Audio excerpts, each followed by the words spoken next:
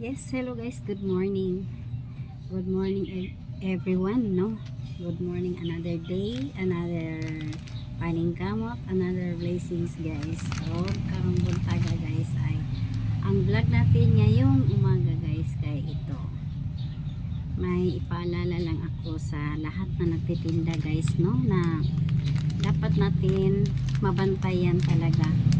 Ito talaga ang number 1 nating bantayan sa ating tindahan na kanina kasi merong bumili sa akin dito. Nagsunod-sunod ano ba yan, na sunod-sunod ang bumili sa akin dito. Kanina kasi may bumili ng biskwit. Sabi niya pabili ng biskwit na kumbi. Tapos di naman niya tinuloy. Sabi niya, ay wag na lang. Sabi ko, bakit kaya? Anong nangyari? Bakit umayaw? So tiningnan ko ang biskwit ko.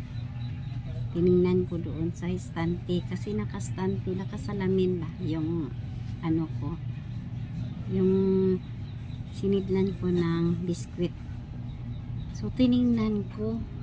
So guys, pagtingin ko pa lang ay ito na ang nakita ko. Ayan. Tapos hindi lang isa, kundi dalawa pala ang ninat-ngat. So kaya pala, sabi ko, kaya pala umayaw yung customer. Ayaw na, hindi na siya nagtuloy bumili ng biskwit kasi siguro nakita niya na may ngat-ngat. So ito talagang bantayan natin, no? Pagka umaga i-check natin ang ating mga paninda kung ayos lang ba, okay lang ba, no? Ang mga display natin i-check talaga natin kung okay ba talaga ang ating mga display, no? Kasi kagaya kanina hindi okay kasi nakita yan. Dapat kung na-check ko bago sila bumili, hindi magkaganon, hindi sana ayaw niyang tumuloy magbili. So yan talaga tandaan natin, no? I-check talaga natin sa umaga. Pag okay natin sa umaga ay i-check natin ang ating mga paninda kung ayos lang ba, okay lang ba, no?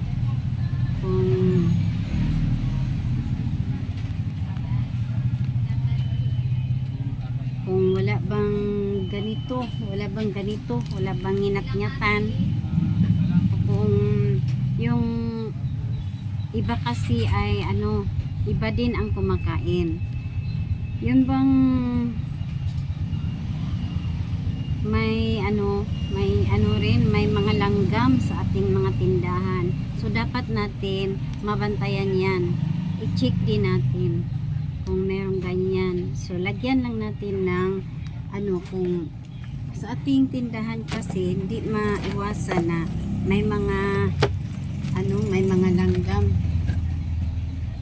Yung subay man na sa amua, yung sa amin subay or ano ba tawag niyan, mga utitod. Di ba yung mga utitod ay napaka maliit, no? Sobrang liit nila yung mga utitod. Yan ang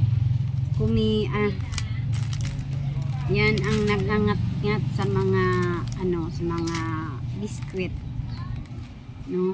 So yan ang ating bantayan.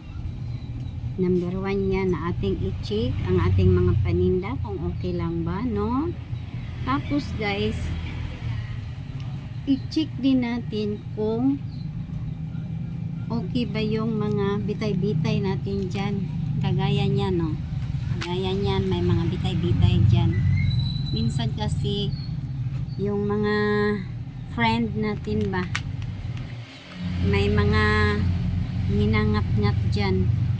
So dapat din natin bantayan yan. I-check din natin yan basta pagka umaga.